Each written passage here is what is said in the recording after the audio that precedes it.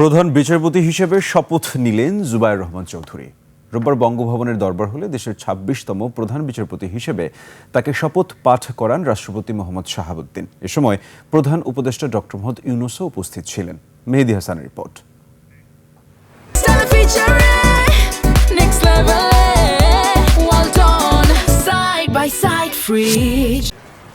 বিদায়ী প্রধান বিচারপতি সৈয়দ রেফাত আহমেদের মেয়াদ ফুরিয়ে এলে গত ২৩ ডিসেম্বর রাষ্ট্রপতি মোহাম্মদ শাহাবুদ্দিন আপিল বিভাগের বিচারপতি জুবায়ের রহমান চৌধুরীকে প্রধান বিচারপতি হিসেবে নিয়োগ দেন।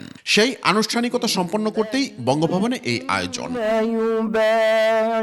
সকাল 10:35 শপথ বাক্য পাঠের মধ্য দিয়ে আনুষ্ঠানিকভাবে প্রধান বিচারপতি হিসেবে কাজ শুরু করলেন জুবায়ের রহমান চৌধুরী।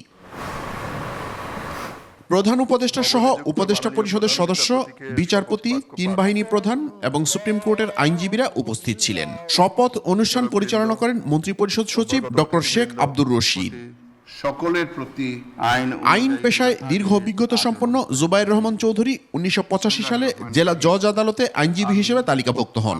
১৯৮৭ সালে তিনি সুপ্রিম কোর্টের হাইকোর্ট বিভাগের আইনজীবী হিসেবে অন্তর্ভুক্ত হন। ২০০৩ সালের ২৭ আগস্ট তিনি হাইকোর্ট বিভাগের অতিরিক্ত বিচারপতি হিসেবে নিয়োগ পান এবং ২ বছর পর বিচারপতি হিসেবে তাকে স্থায়ী করা হয়। ২০২৪ সালের ১২ আগস্ট তাকে সুপ্রিম কোর্টের আপিল বিভাগে উন্নীত করা হয়। আমি আইন অনুযায়ী শপথ গ্রহণের পর সুপ্রিম কোর্টে নিজ কার্যালয়ে যান নবনিযুক্ত প্রধান বিচারপতি।